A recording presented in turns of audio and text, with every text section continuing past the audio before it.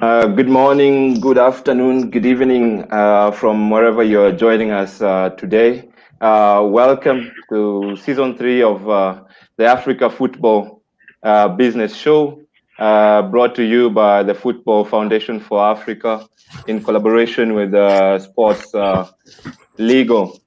We're glad you could join us today for this season premiere, and we have a very interesting topic to discuss today. First of all, we wish to recognize our partners who make this show possible. That is OTB Africa, Palma Sports, and See Beyond Leadership Forum. As I say, today we have a very interesting topic, which is on sports diplomacy and Africa's football. As you know, this show is about creating conversations that will shape the football industry in Africa. And we are privileged to have two amazing gentlemen with us today to help us unpack this important topic in the football space. So I will let them introduce themselves, starting with you, Professor Akindes, and then Professor Chadwick. Thank you. Hello, good evening. And for me, it's the morning here, but for most of you listening, probably it's the evening.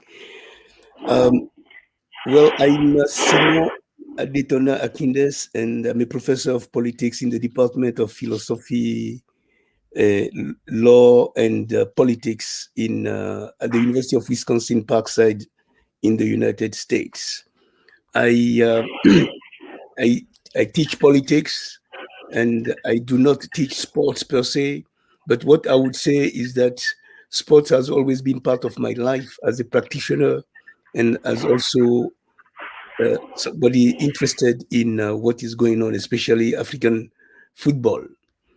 I am interested in many things, in many different fields, and most of them are really intersecting one way or another with politics, whether it is sports, music, or education.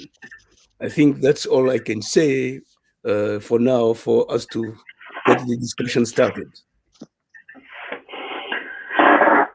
So I'm the other Simon C, as opposed to Simon A. So thank you to everybody who's sat listening to this today, and thank you to Brian and the team for inviting me, and thanks also for Simon being alongside. I am a business school guy. I've always worked in business schools, and so I think I'm going to come to today's subject material from a particular angle. I guess I'm similar or different to Simon A in the sense that I do teach and research and write about sport, but I do so from an economic and commercial perspective. And where I find myself coming at this subject from is really from a Eurasian perspective. And so I pay particular attention to relations between Europe and Asia. And if we can put this in a football context, if we take, for example, Paris Saint-Germain, one thing I didn't say as I work at EM Lyon Business School in France, and I'm based in Paris. So Paris Saint-Germain is a good example. Paris Saint-Germain is obviously owned by a Qatari investment group linked to the Qatari government. And so it's that relationship between football and politics, and obviously this club functions in a way that is intended to generate revenues, and people will know that in latest league rankings, Paris Saint-Germain is around 5th or 6th place in these revenue generating rankings. But I think what's particularly interesting, and Brian and I have spoken about this before, is if you look at Saudi Arabia as an example. Saudi Arabian government policy talks about the country being an Afro-Eurasian hub. And so I think one of the things that I'm increasingly opening my mind to is this relationship, not just between Europe and Asia, but also between Europe, Asia, and Africa. So hopefully Simon A and Simon C together today will look at this subject from lots of different angles. So thank you very much, Simon A and Simon C. I think we'll continue with you, Simon C, because this sports diplomacy, it's not a very common term when we are talking about football, more so in conversations here in Africa. Can we just try and get a bit of a definition? Of course, you've already touched on some examples. But can we get a definition and some related terms like soft power, for example? What exactly is sports diplomacy?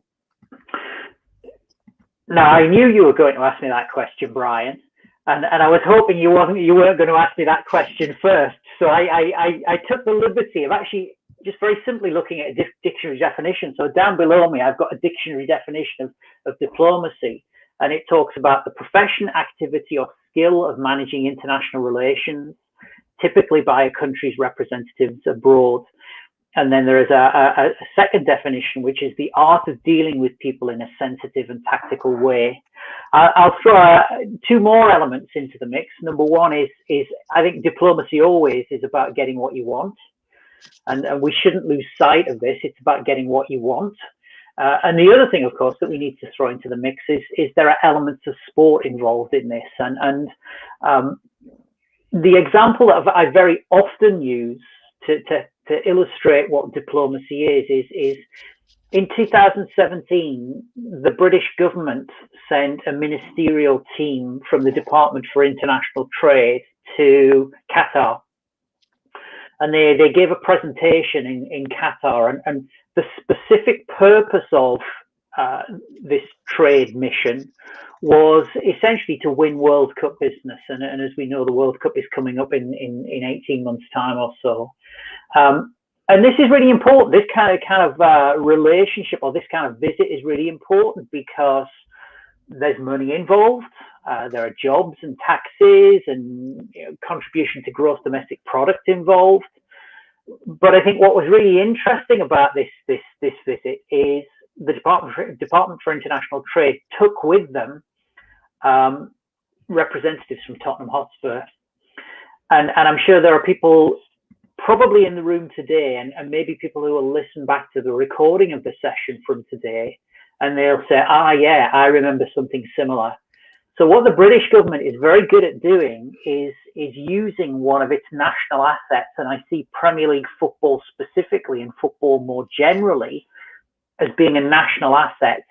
And this is a great way of trying to build engagement with key target audiences. And those key target audiences are sometimes government decision makers, they're ministers, but they could equally be businesses, they could be non-governmental organizations, they could be fans and consumers, because ultimately if fans and consumers are spending money on Premier League football clubs as a consequence of a trade mission or a diplomatic exchange, then I think that is one of the purposes that this kind of thing can serve. I'll perhaps not go on to soft power and nation branding just yet, because I'd like to give Simon A the opportunity to kind of respond to what I've just said. Well, yes, Simon, go ahead, Simon, and yeah, you can also just tell us how you see Africa experiencing sports diplomacy or diplomacy in general. Thank you.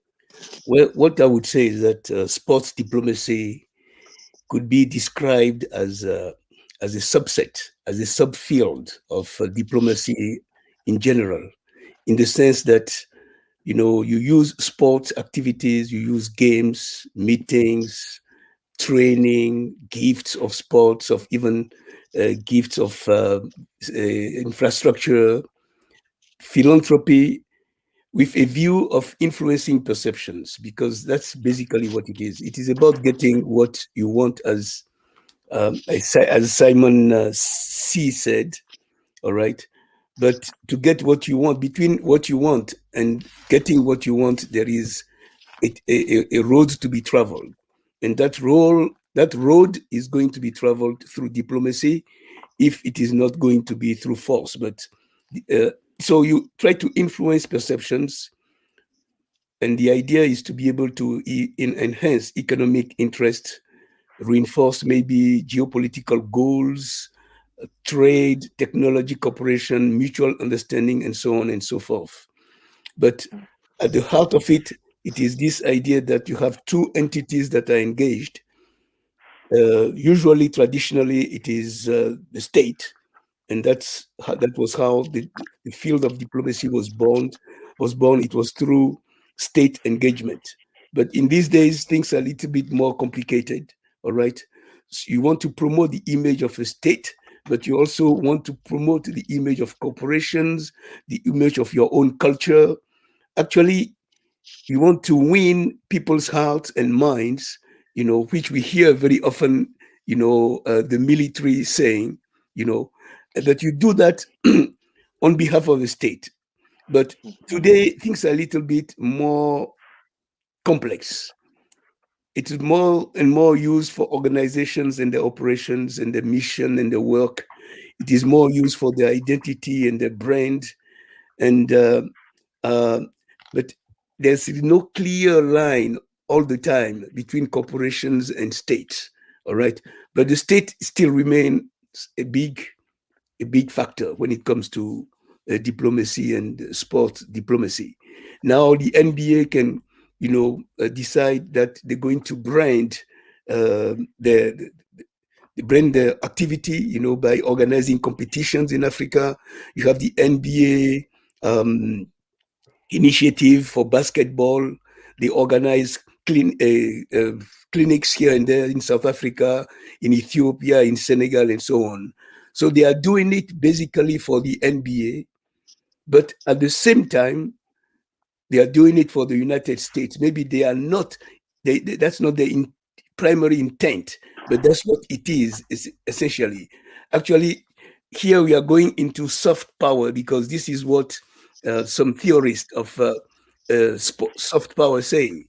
It is not just the state that is engaged in soft power activities like the Chinese state, because in China they meet, they discuss, and they see how they can influence, the perception, people's perception of China. But it is not just the state that is doing that, but it is also the various entities that are engaged in the activities of winning hearts and minds and changing perceptions and enhancing, images. So that's what I would say for now.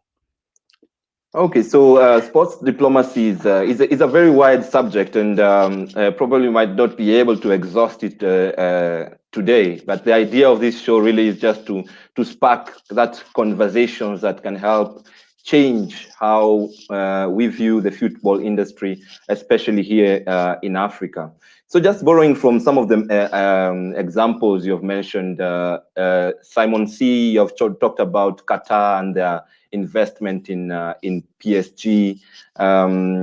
Professor Akindes, you've talked about China. Yeah, in the recent last 10, 20 years, we have really seen heavy investment by some countries, notably Russia, Qatar, China, into football. As you say, hosting events like the World Cup, acquiring strategic assets like clubs in Europe. But how does this affect or impact the business in football in these countries where of origin and also destination, in this case, for example, Europe? Simon C, please. Yeah. Before answering that, can I go backwards in order to go forwards? Because Sure. Simon A talked about China, and what I find particularly interesting about Chinese sports diplomacy is an activity that of which Africa has become an important part. So many of your viewers and listeners will be familiar with the African Cup of Nations, and if we look at successive African Cup of Nations tournaments, including the one to come in Cameroon, a lot of the stadiums that have been constructed for these tournaments have often been constructed in one of two ways. So one, by the Chinese free of charge, or two, by the Chinese using a system of soft loans. What we mean by soft loans is by lending money at market rates considerably lower than market rates of interest. So in other words, it's going to cost you a lot less to build the stadium. So what you now have is across Africa is a legacy of Chinese constructed football stadiums, some of which are extensively used, some of which are not. And I think that is an issue in its own right. But you have to ask the question then is what's in it for the Chinese? Why would you go to Angola? Why would you go to Cameroon and build free football stadiums? And I think then you get into, well, if you look at what's happened in several of these countries, they are very resource-rich countries, natural resource-rich countries, particularly oil, but also in precious metals too. And typically the pattern of play seems to be that China offers, the African nation accepts, the stadiums are built, and alongside the stadium constructions and launches, there's then a big announcement that somehow China has become a preferred trading partner with that particular country. And of course then, and if you look at this, I mentioned Angola there, very soon after Angola's stadiums were completed, China became the biggest export market for Angolan oil. And so this is a prime example of what we can call diplomacy, and some people have even labeled it stadium diplomacy. Now, I'm not going to make a judgment about whether or not people in Africa think this is a good thing or it's a bad thing. I'll leave you to judge that. But I think what is crucial about it is this is China actively engaging in diplomacy with Africa. And for me, what I would like to be the legacy of this 1 hour that we're spending together is on the same basis, how can African nations engage in similar diplomacy overseas using the football assets that you have? And I think this is when we do begin to drift into issues such as nation branding and soft power. And you know this, Brian, because we've talked about this quite a lot over the last 2 or 3 weeks. The example I always like to use is the Nigeria World Cup shirt 2018. And in London, when the Nigerian shirt was launched, the day that Nike Town in central London opened its doors, there were 3,000 people waiting to buy this Nigerian shirt. So it sold out, and for weeks and weeks you couldn't get this Nigerian shirt in sports stores. Now, what I found particularly interesting is there was a design ethos underpinning this shirt, but also it involved a representation of Nigeria that I thought was very modern, very fashionable, very innovative.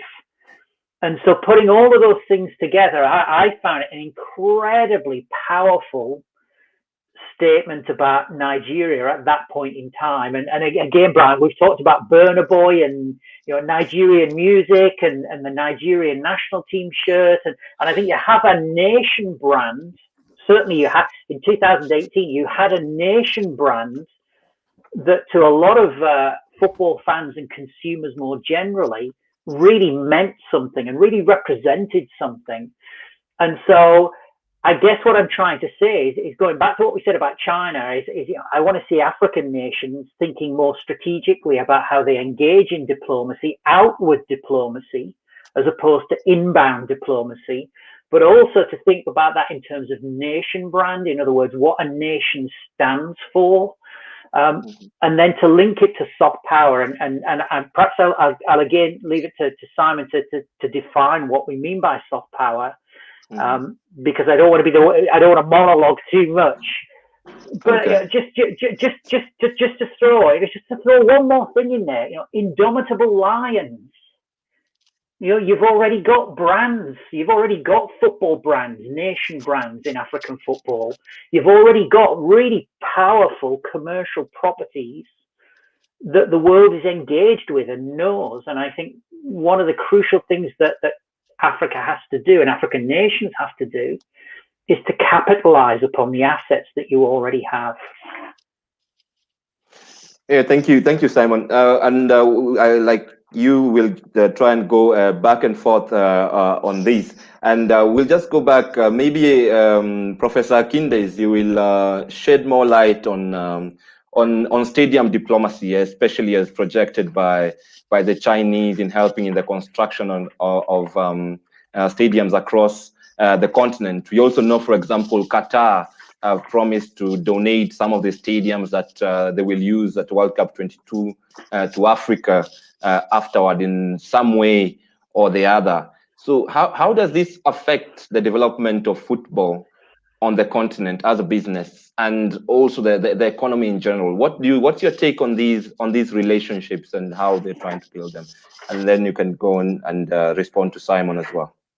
Well, what I'd like to say about Chinese stadium diplomacy is that it started a long time ago. Actually, it didn't start in Africa. It started in Asia itself, because China wanted to change, the discourse at the United Nations. The United Nations had in those days both China and also Taiwan. So they wanted to have the one China policy. So, but to change the discourse and then to take Taiwan out basically of the United Nations, or to have Taiwan not being recognized by other countries in the United Nations, China started building stadia around the world. And but mostly in Africa, because Africa is a big chunk of the United Nations with 54 countries. So it started long ago. I remember in the early 80s, they built a stadium in Benin, and the stadium was called the Friendship Stadium. Actually, that's the name they give to many of the stadiums.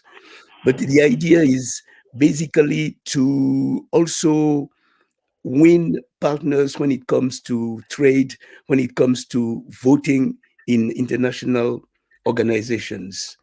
For example, China, what they needed also, they needed to revert the image that has been cultivated about the country. And it is a long-standing effort that the Chinese are making in Africa.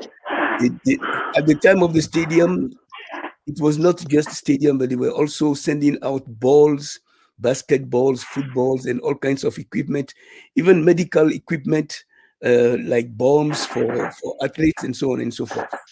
But the idea was clear. The idea was that they were pursuing a very specific goal. In those days, it was about recognizing China as the only country with the name of China.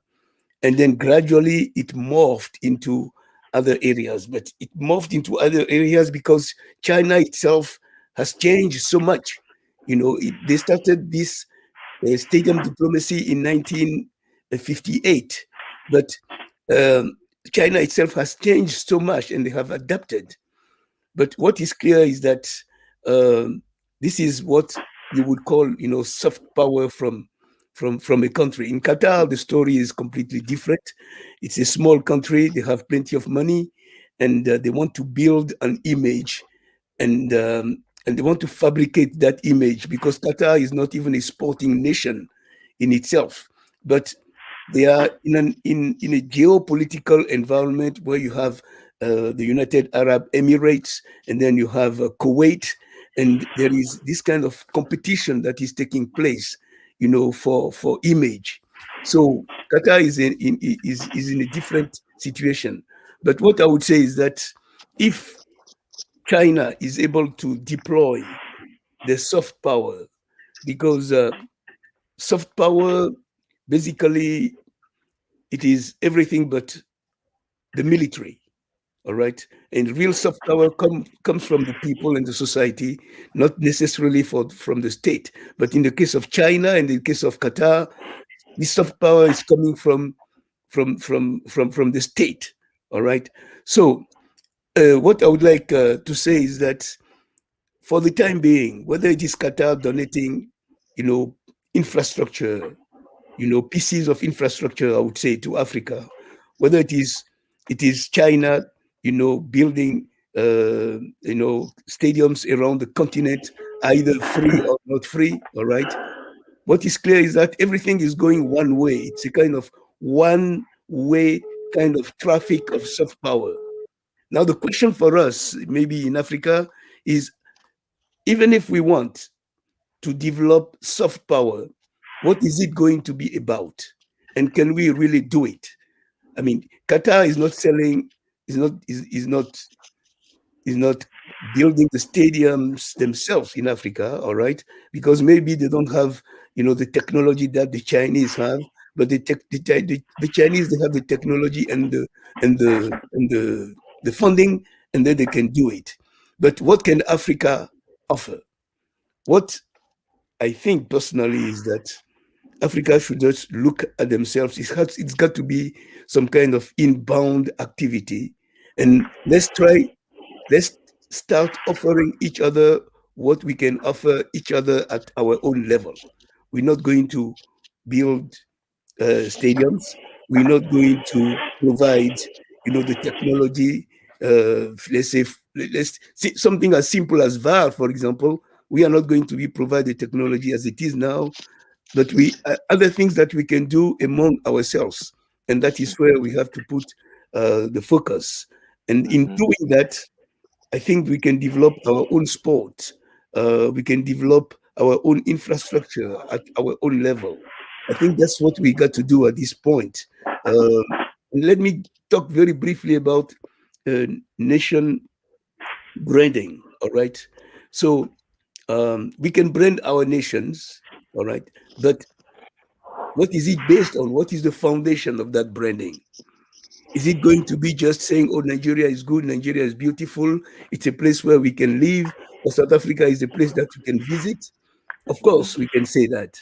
But we have to build things from inside to be able to brand not just the name, but to brand something. We talk about Nigerian football, we talk about Cameroonian football, but what's the point of branding, the indomitable lions? When, for example, we cannot organize a simple African Cup of Nations, and we cannot have stadiums that are well designed and that are good where we can play. What's the point? So branding should be based, if you want soft power, and branding should be based on the internal power, if you want, of those countries, in their internal abilities. So I think I'll stop here for now. Yeah, so sorry, Brian. Can I come back on that? Yeah, sure, Chadwick. Yeah. So I think what what Simon A has said is really interesting. There's something that we probably need to clear up, right? That we should have cleared up right at the very start, and this occurred to me as we began talking. Is concepts like branding and soft power, and even diplomacy to a certain extent. These are North American concepts. So these are not African concepts. They're not even European concepts. They're North American concepts. And so I think it is right to question their applicability and validity in an African setting.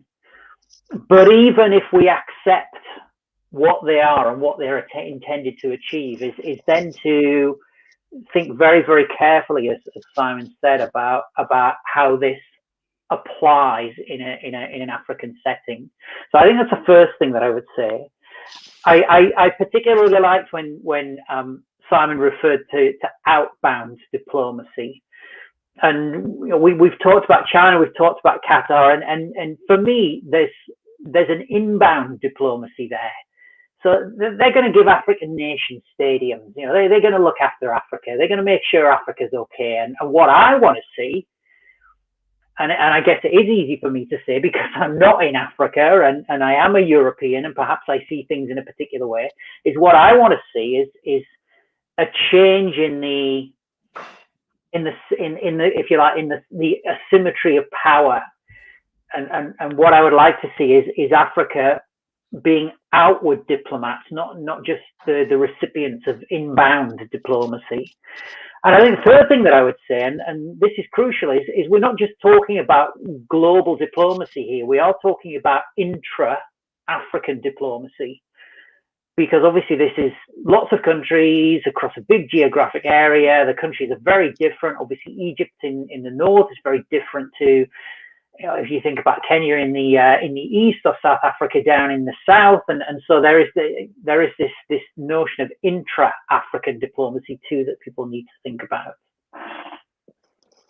Yeah, thank you very much, both of you, for these great insights. And as Professor Akindes, you're saying there is a need to look more internal when it comes to diplomacy. And we know recently, for example, we launched the Africa Continental Free Trade Area, which is supposed to bring down the barriers that usually are there hindering intra-Africa trade. So the call really is to create a united Africa. So the question is, can sports, in this case football, which is the continent's most popular sport, play a role? And going back a bit, so maybe we see one of the biggest opportunities we had to brand the continent or to brand a particular country was World Cup 2010, when we had the World Cup in South Africa. Such an event, what potential does it hold for the country hosting and for the continent? And is it economically sustainable? For example, we know it was a huge success in terms of the brand we were able to put out there. It's time for Africa and things like that. We are past the apartheid rule, and that being more internal. What strategies need to be put in place post this kind of events to make sure we benefit from that kind of phenomenon? Well, first of all, I would like to go back a little bit, as Simon C. mentioned earlier. You step back and then you move forward. So, when it comes to African trade, intra-Africa trade accounted for 15% of Africa's total trade in 2019. What it means is that we sell more outside than we sell among ourselves. And then you take China, for example. Uh, uh, According to the China Africa Research Initiative, of the John Hopkins University, China bilateral trade has been increasing in Africa for the past 16 years. And then in 2018, it was $185 billion. This is a lot more than the trade that Africans are having among themselves. So this is very important. So in this case, when we talk about branding, when we talk about soft power, the question is, what do we have to offer? I'm not saying that we have nothing to offer, but we have to think seriously about what we have to offer before we start thinking about branding. So branding is, of course, something that has appeared recently. Branding a nation, branding a corporation, which essentially means creating a positive image of that corporation. And usually a branding can have a problem because if it is well done, it presents only the positive aspects and either hides or obliterates basically the negative aspect that have to be dealt with. So when it comes to the African, World Cup in 2010 in South Africa, is it a success? Yes, it is a success. Yes, it was a success. But again, you have South Africa in a situation that was a little bit different from, let's say, Cote d'Ivoire, for example. South Africa was emerging, from apartheid, and there was already some brand names in South Africa. Mandela himself was a brand, about South Africa, even long before the World Cup. South Africa had already organized, after it became independent, quote unquote, independent, South Africa had organized all kinds of mega events. So South Africa had something to prove and it had something to show when it comes at least to the events. And it was a success. It was smooth. The atmosphere, even though South Africa is known for the high rate of criminality, nothing happened during the World Cup.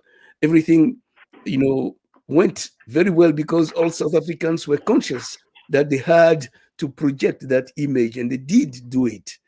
But the question is, what is the legacy of the World Cup in South Africa? What we have experienced recently, when it comes to, the problems that have existed between South Africans and Africans, all right? The killings that took place, the communities that were kind of brutalized in South Africa, when we experience the rate of, when it comes to domestic violence and, women being raped and so on and so forth, those are values that football does reject, all right? But the World Cup has come and gone. So now most of the work has to be done. How do we promote those values? How do we make them stick in a society, after the mega events has gone by? When it comes to football, South Africa has one of the best organized football federation or structure in Africa. The first federation was created at the end of the 19th century, all right? And then when South Africa established apartheid, it was even a little bit more complicated because the first federation was all white, and then it was promoting all white football players. But this was due to the fact that many of them came from England. So, but the system was in place for a very long time until eventually South Africa had a federation that was, I think it was in 2012, that they were accepted at FIFA. All right.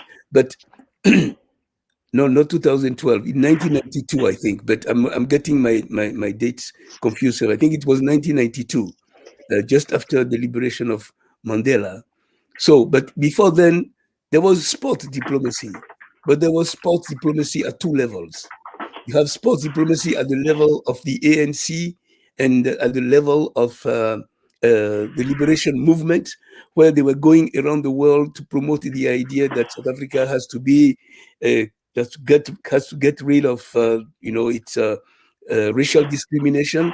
And then you have the South African government itself that was going around the world to promote a false image, of South Africa, because they were sending teams, as rugby teams, especially in rugby, they were sending teams around the world to promote this idea that, well, blacks and whites in South Africa were living in some kind of not harmony, but at least they were together. So here you have an example of the contradiction of how sports diplomacy can be used, how branding a nation can be used. So, but there are a lot of questions when it comes to the legacy of South Africa.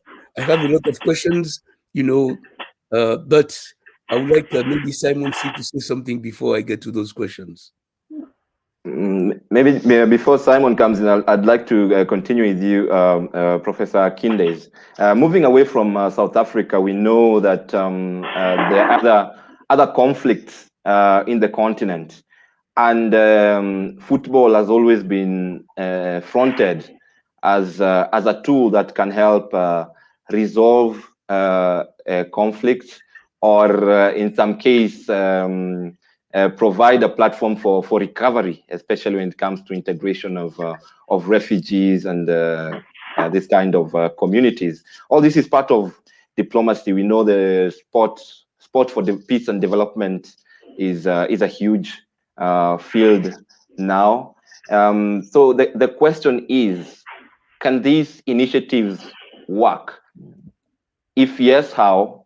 If no, what is needed to make them work, or what's needed to create more sustainable and stable structures that actually are good for business and the growth of economies? Well, the first thing is the nature of conflicts in Africa is mostly internal. There are very few conflicts between nations, or almost none really between nations. And of course, internal conflicts can spill into another country, especially when it comes to refugees and when it comes to IDPs and so on and so forth. But sports can certainly play a role, all right, in conflict resolution. But the role that it's going to play is a kind of catalyst role, in the sense that it's going to start a process.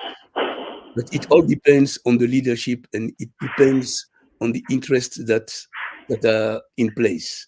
We shouldn't forget that diplomacy is about accommodation, is about negotiation, it's about mediation. All right. So sports can be part of the activities, but sports can never be, if you want, the main piece when it comes to why communities that are in conflicts get together and solve their problems. It's going to be like, well, let's play because now we have reached some form of agreement. But the work has to be done not when the conflict, when the conflict breaks out. The work has to be done long before. If people are engaged in more mutual sport activities where there is a lot of reciprocity, where there is a lot of solidarity, all right, and not this kind of mindless competition, then we are likely to have the conditions for better understanding and better neighborliness. So it's got to happen before, not when the conflicts, occurs. So you have to multiply sporting activities.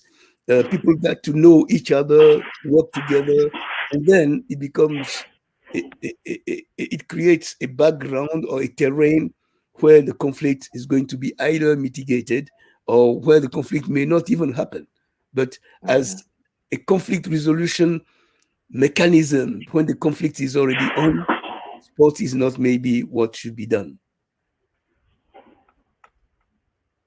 Okay, maybe that's very interesting. And back to you, Professor Chadwick.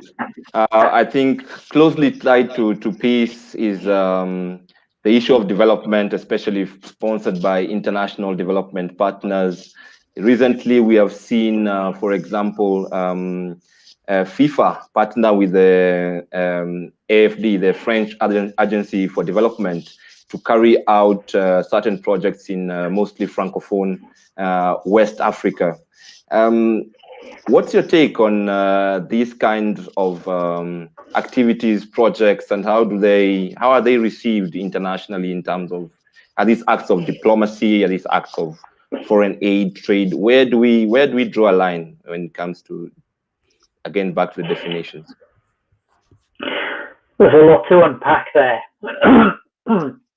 And I think one of the things that I am I'm very conscious of as a European, and I think there is an issue around China as well. Is this sense of kind of neo-colonialism that comes with development projects, and so this is why I talked earlier about, if you like, the asymmetry of power. So for me, the whole issue of sports diplomacy is about having a more symmetric relationship between Africa and the rest of the world in terms of sports diplomacy. So I do understand, and I do accept that there are certain parts of Africa may need assistance. But I think what I'm advocating is, rather than Africa as a recipient of aid through sport or diplomacy through sport, is that Africa is a bilateral partner. Because, as I say, I think there are aspects of sport in Africa. And we talked about football. Obviously, we are talking about football a lot. But we could talk about athletics in Kenya, for example, and the power of Kenyan long distance runners. And if you look at the commercial ecosystem that has built up around those Kenyan athletes, with big Nike endorsement contracts and special training shoes or special running shoes being created by major sportswear brands, global sportswear brands. You've got huge international sponsors like Ineos, and if you remember the world 10,000, was it the world marathon record that with Ineos that was set a couple of years ago? And we already know that Africa is part of this ecosystem, and so, as I say, I think for me, one part of what Africa needs to address is how to become more equal bilateral partners within this ecosystem. I wanted to go forwards again, and again, I think I come at this from the perspective of economic diplomacy. I was thinking about, well, what's a great illustration of where Africa or an African nation has done something that actually makes really good sense in many ways.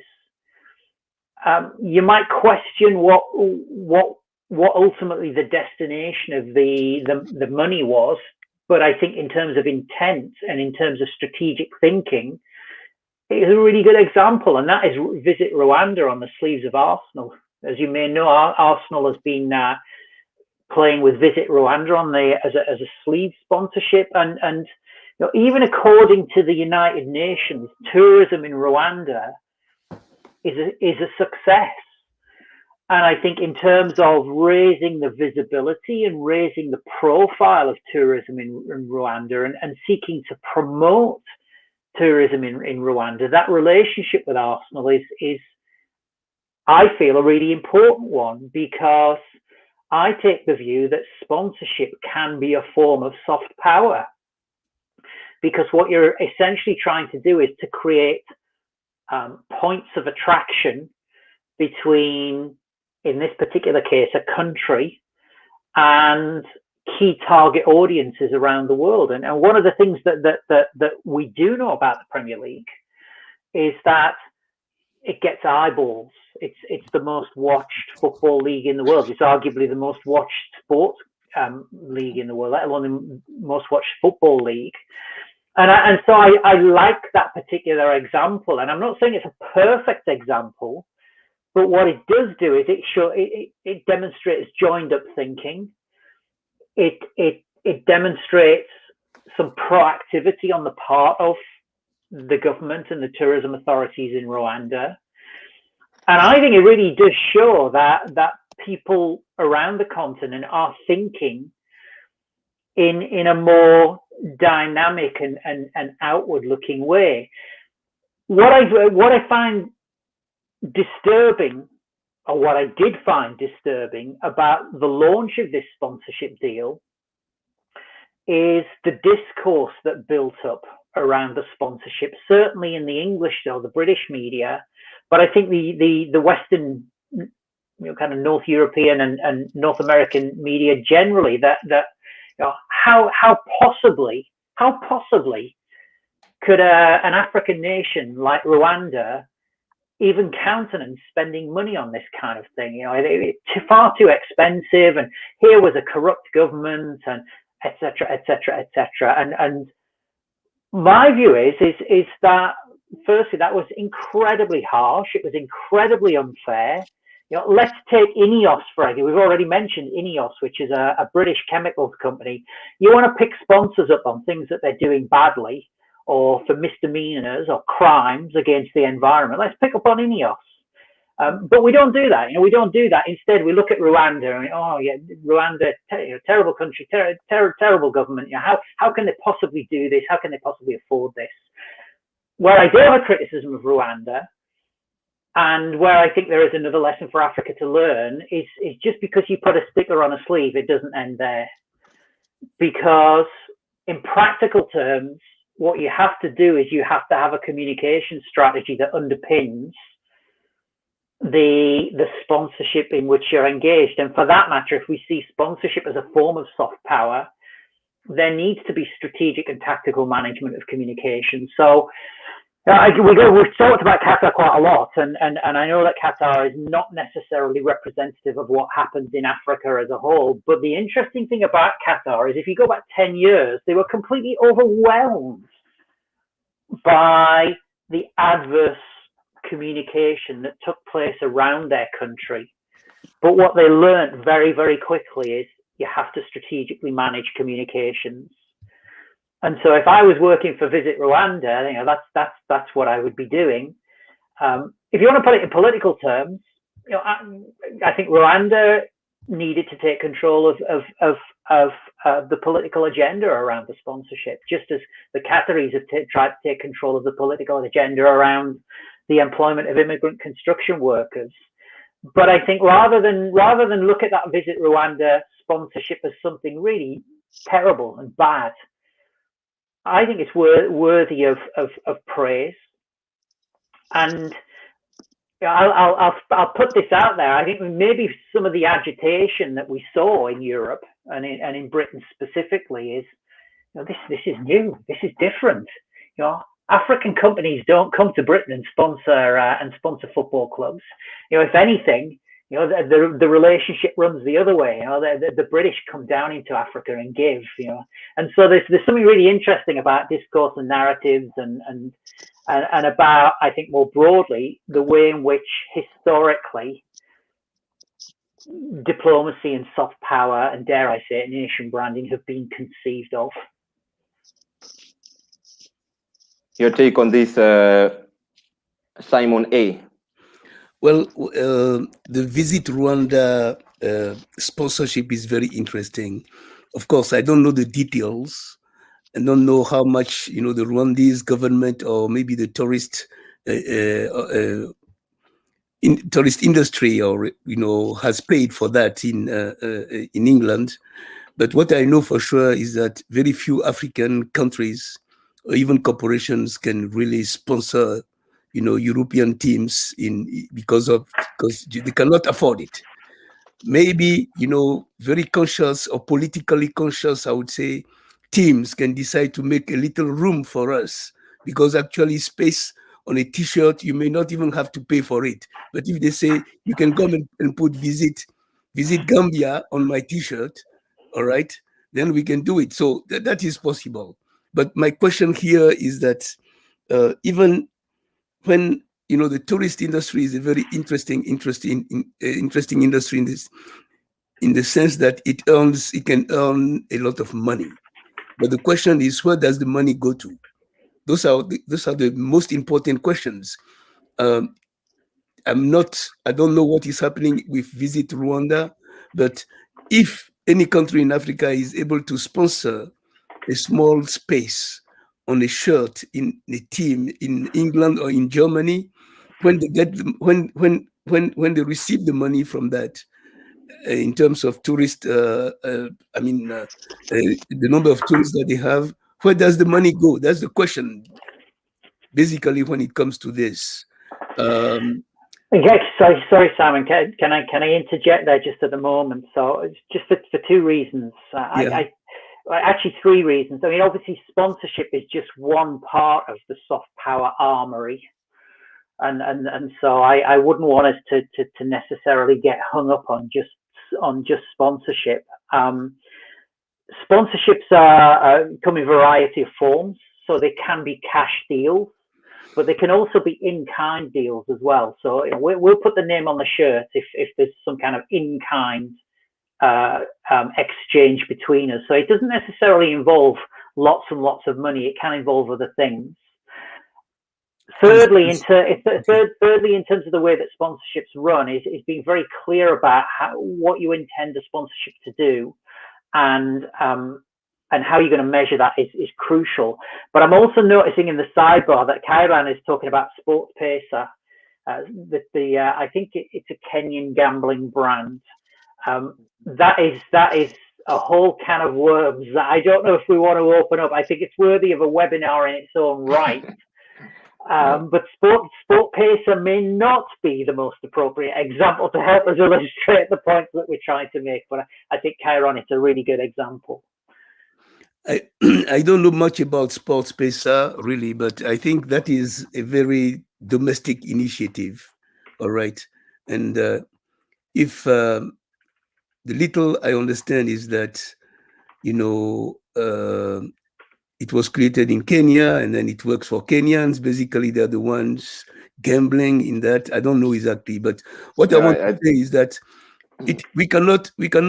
I mean, I would like, for example, on the shirt of ASEC Abidjan, I would like to see, for example, visit Johannesburg or visit South Africa, or I would like to see visit Nairobi, or Nairobi is the place, or whatever. This is the type of thing that I think is going to reinforce African football. All right. If we can look at ourselves and then design ways in which we can really promote ourselves, get ourselves to know each other and to work together. So when we talk about trade, it is the same thing.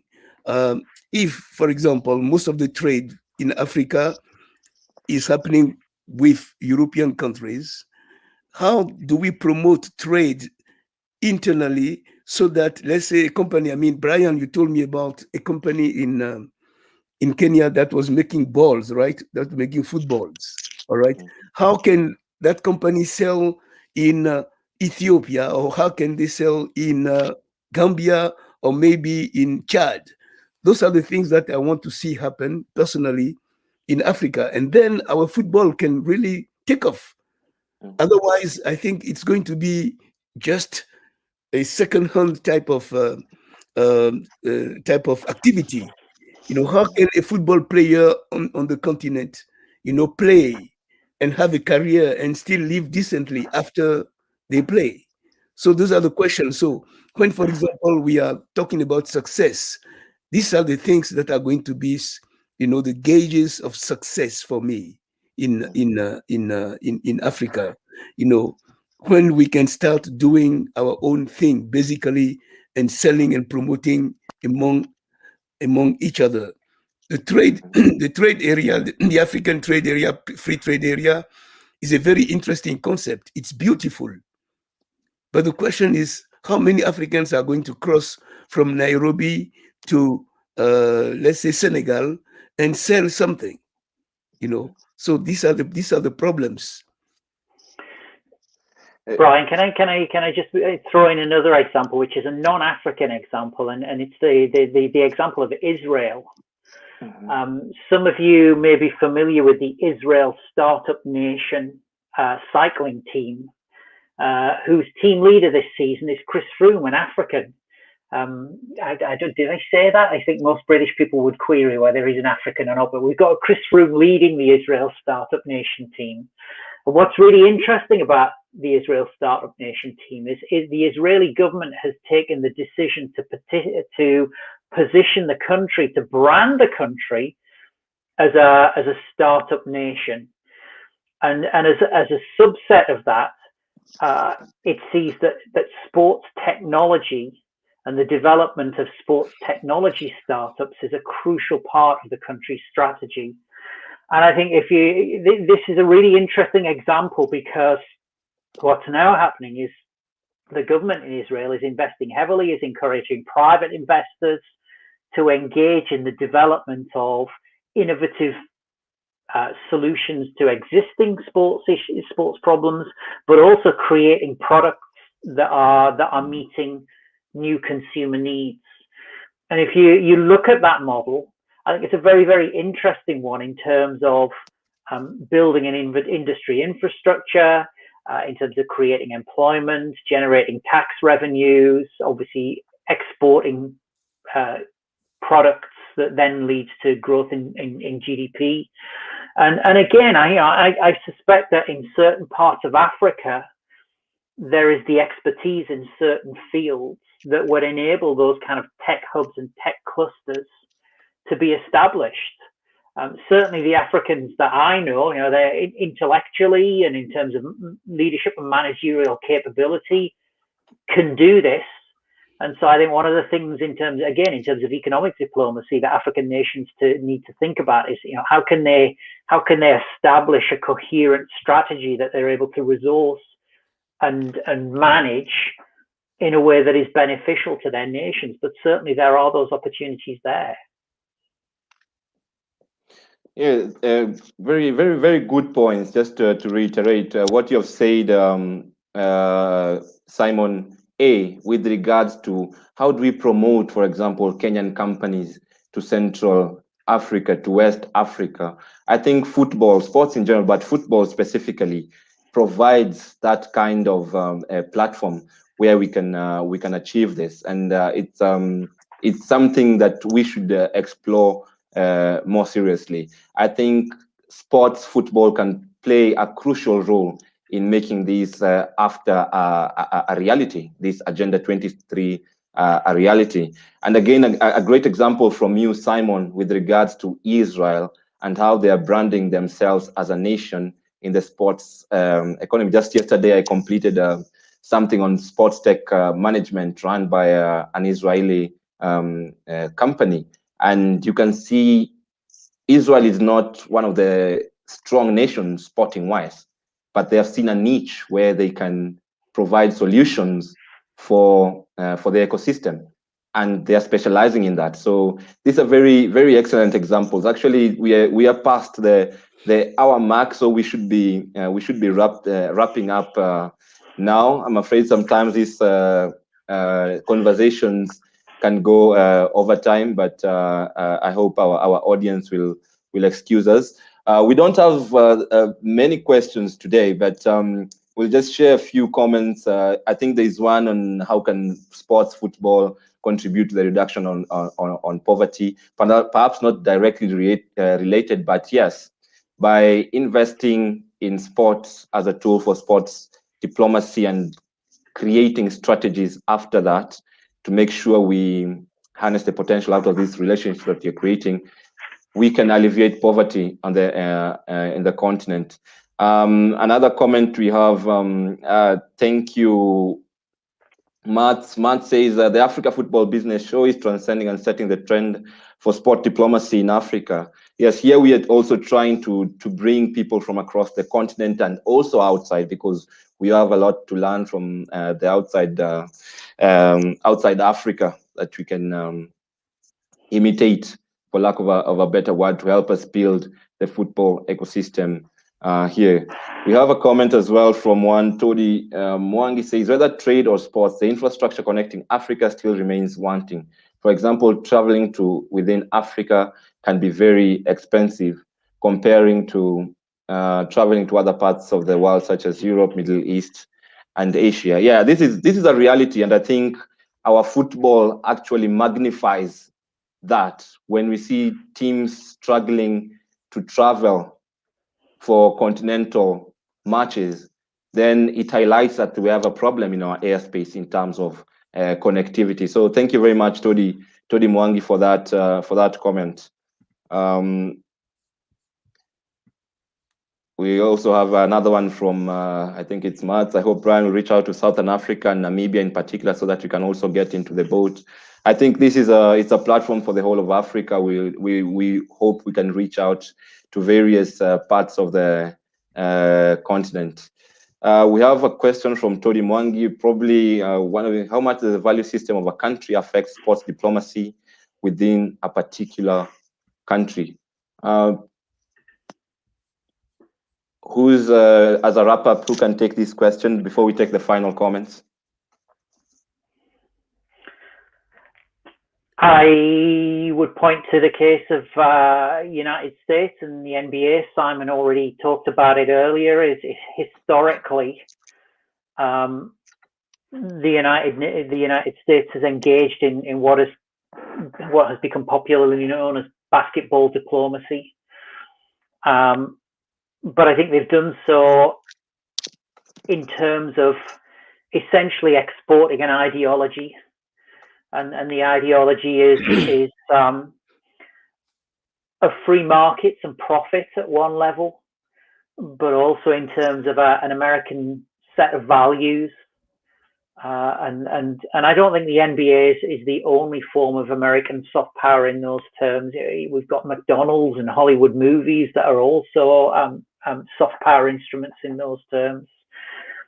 So I think if you look at the way in which countries have used diplomacy and tried to project soft power through sports, you see very different things. If we were we've mentioned example of Qatar as well. I think Qatar is much more about acquiring global legitimacy and parity, and be seen to be, I think essentially it's being seen to be a positive member of the global community. If you look at China, I think China ultimately is interested in one thing, and that is sustaining its economic growth. And so it needs resources to feed the machine that continues to let China grow. And so there are different ways of doing this, and I think each of them reflects a particular set of values or a particular set of priorities that different countries have. Great. Any views on this, Simon? Not very specifically. What I would say is that, well, I would just reinforce what Simon C has just said. When a country basically exports whatever they have to export, they export it with also the values to a certain degree. And things can be different in some cases, but in most cases, that's what it is. So basketball diplomacy, for example, in Africa, it's a very good initiative, but how many Africans basically are going to be playing basketball and then be reaching that level? So the value system that is exported here is kind of elite sport, elite a basketball. So these are the things. This is just an example, but that's all I would say. All right.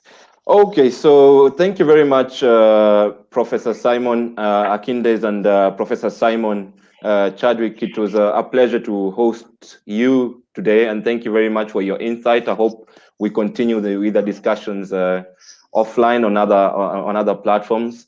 So I'll just take this opportunity to invite you again, this time starting with Simon C, to give your concluding remarks in 1 or 2 minutes, and then Simon A, and then we will conclude.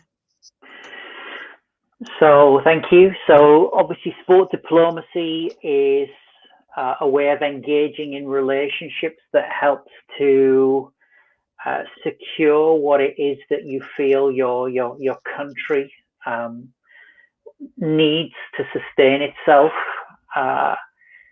Diplomacy is very bound or inextricably linked to this notion of nation branding, and I think nation branding very much is about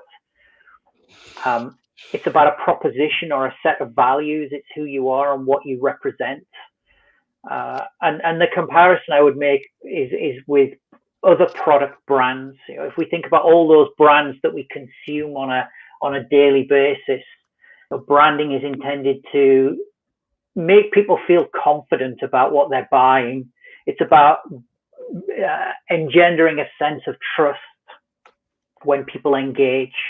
And so I think that is a really important issue for African nations to think about, this notion of external audiences trusting who you are, what you do, what you stand for, your way of doing things. And linked to that in turn, what you're doing essentially through your diplomacy and through this brand that you have created is to project soft power.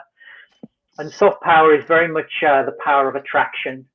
It's a contrast to hard power, as Simon alluded to earlier. Hard power is, you know, it's about conflict and about struggle, and it very often involves military interventions.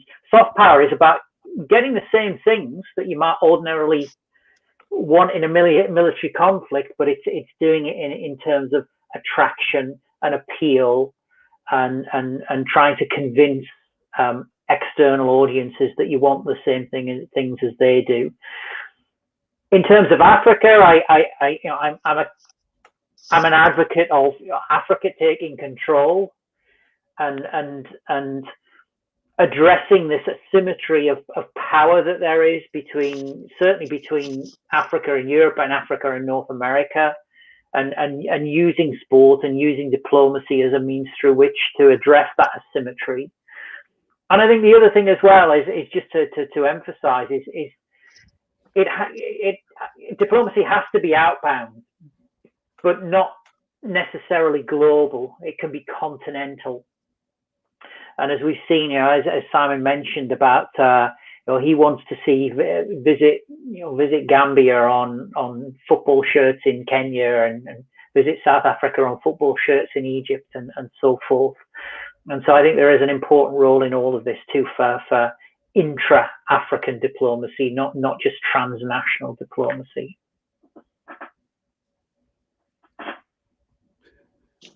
Professor Akindes.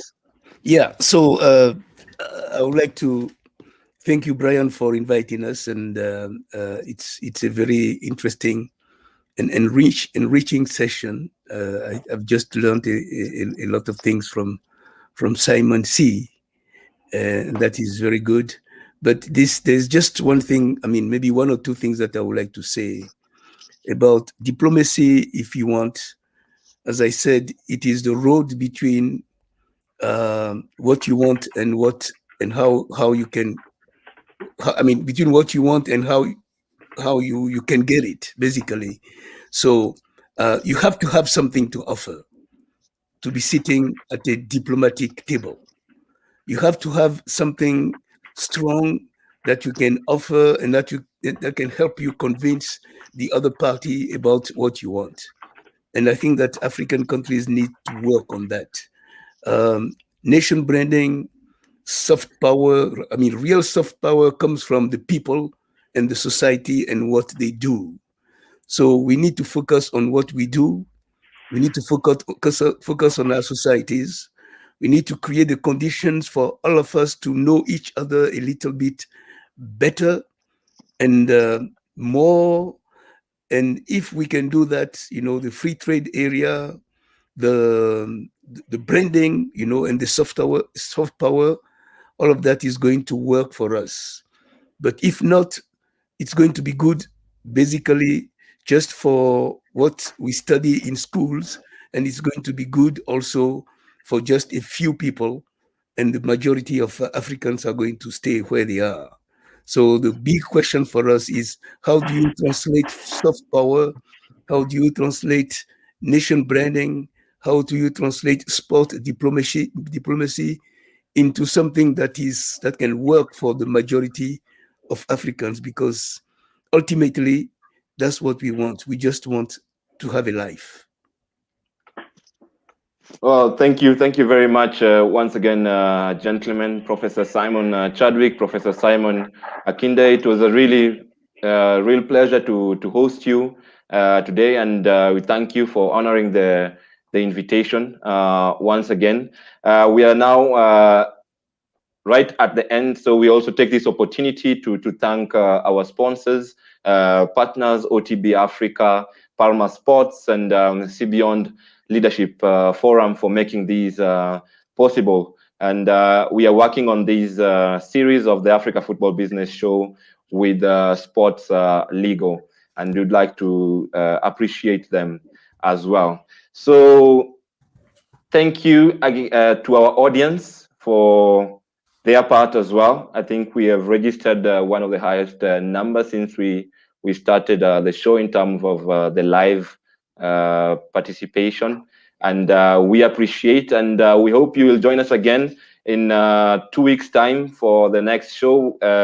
Follow us on our social media channels to get more information on that, and yes, we look forward to seeing you in future. Thank you, man, and have a nice evening. Have a nice day, Thank Simon. you, everyone. Bye-bye. Thank you, everyone.